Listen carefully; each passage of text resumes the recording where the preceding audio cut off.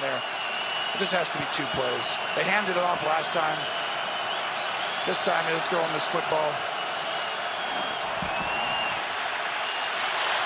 Finds Kelsey. Where do they mark this? Ball comes out. That whistle at the end, you can hear the whistle. All kinds of things to figure out. Where's the forward progress? Well, you think this crowd is restless before this play? Did they call his forward? Already got a challenge flag out. Well, I think it's a fumble. I mean, it looked really close, though. Let's see. Oh, that ball's out. Gilmore picked it up. I think that's a fumble, Jim. If we slow it down right here, I think someone punches it right there. Definitely out. No question. McCourty, Devin McCourty with an unbelievable play. 1 try, 2 tries, and he keeps going. Wow, that is an incredible play. The secondary for this team is outstanding. One punch. Is there anything we're missing here, Gene Steratore? No, I don't think so, Jim. And I'm hoping that they didn't rule progress because Travis Kelce, he goes back. Yes. No, yeah, he's not going forward, but he's taking himself backward. This is not him being driven backward.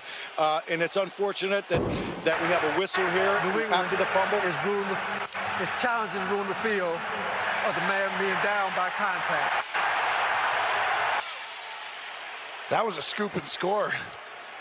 That was 7 points. Well, it's also good information to hear Jerome saying that New England is challenging the ruling on the field that he's down by contact. So we don't have progress. We do have a ruling that he's down by contact. Into 3. Heating up in New England. The call on the field was overturned. Jerome Boger telling us during the break, they didn't wait, that it was a fumble, in fact. And they're going to have the football at the 43, but still denied the chance. You can hear the whistle there to have the scoop and the possible run back for the touchdown. Belichick doesn't get this hot that often, and he's rightfully so. This should have been, but display lines up in a slot to the left. 24-yard penalty.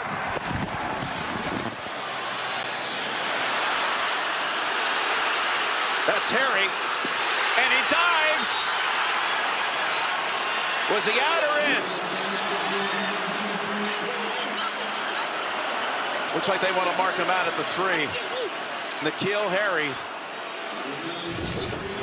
Great effort, and it's just another way to get an outside run, but just with a little bootleg. Ah, that's close. This is really close. Brady looked up at the giant screen and has already run down to start celebrating because he knows that's a touchdown.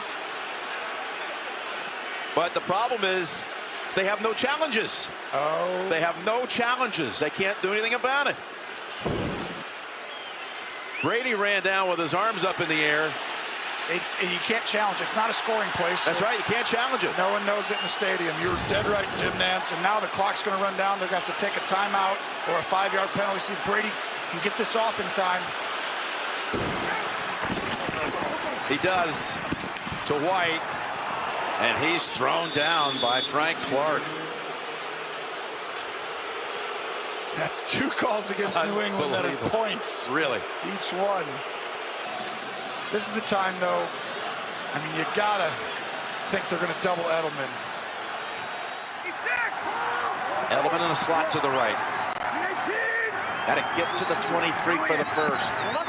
Oh, they're coming after him. Oh, he's going to chip, and he's going to have time now. Goes deep. No flag. Kendall Fuller on Dorsett. I mean, I haven't seen this right here very often. Brady sees all that pressure. Edelman comes in and blocks like he's a tight end. Watch. He goes and cuts the safety like he's a running back. Sorensen goes down. You can't pick up that protection. And there, oh, that's pass interference. And again, they have no challenge flags. None. No challenges. They would have gotten that one too, Dorsett. They got the right play up. That's no chance you can catch it. All right, I'm going to take a deep breath here because this is, to me, so rich and borderline unbelievable. The reaction to for the first time in my memory, some tough calls going against New England. First down from the 31, right back to the air. Nothing open. Brady pressured by Hughes, got away, now throws it away. Was caught by Amendola, but was he out of bounds first? There was a whistle there as he got to the sideline. Oh, boy. Yeah, was he out of bounds first? I didn't think so. Neither did I on the throw, and I thought he was just flicking it to throw it away, and then Amendola broke free.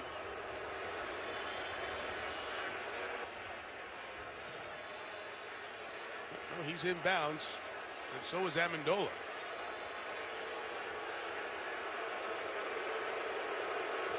They're going to have to give Bill Belichick a good explanation on this one. Nobody went out of bounds, even Amendola on the front. Might have been a touchdown. Because he was breaking free, exactly. 70-yard touchdown is what we're talking about here. And the play would be a do-over, essentially. Amendola at the bottom of the screen never goes out of bounds, Mike. Nope, he's in. And I think Danny Amendola might score here. Has a chance for a big play. And it's raining here in New York City this morning. It actually is just all the tears pouring down from the greater New England area from all the crying that's been going on over the last 12 hours about this. After the final play of Monday night's game, the ref described Brady's pass as uncatchable.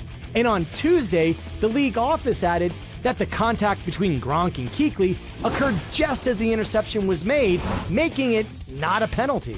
Let's break it down. Running at 16 miles per hour into the end zone, Rob Gronkowski begins to decelerate nearly a full second before the ball arrives. And Luke Kuechly makes contact with Gronk a third of a second later. That means the contact in dispute happened 2/3 of a second before the ball was intercepted. Because momentum is a product of mass and velocity, Kuechly's 235-pound bear hug essentially doubles the amount of force necessary for Gronk to change direction. Our analysis has shown that Gronk, untouched, can decelerate from 16 to about 0 miles per hour in roughly half a second. That means, without Kuechly's added momentum, Gronk would have been able to stop when the ball was more than 6 yards away from him. This would have left him with enough time to stretch his 8'3" reach and make a play on the ball. Since he still would have had to contend with Robert Lester, it seems that it would have been highly improbable for Gronk to make the catch, but certainly possible. So no matter how you look at it, calling the pass uncatchable or questioning the timing of the restriction, the numbers suggest that Tom Brady was correct when he so eloquently described the ruling as For ESPN Sports Science, I'm John Brinkus.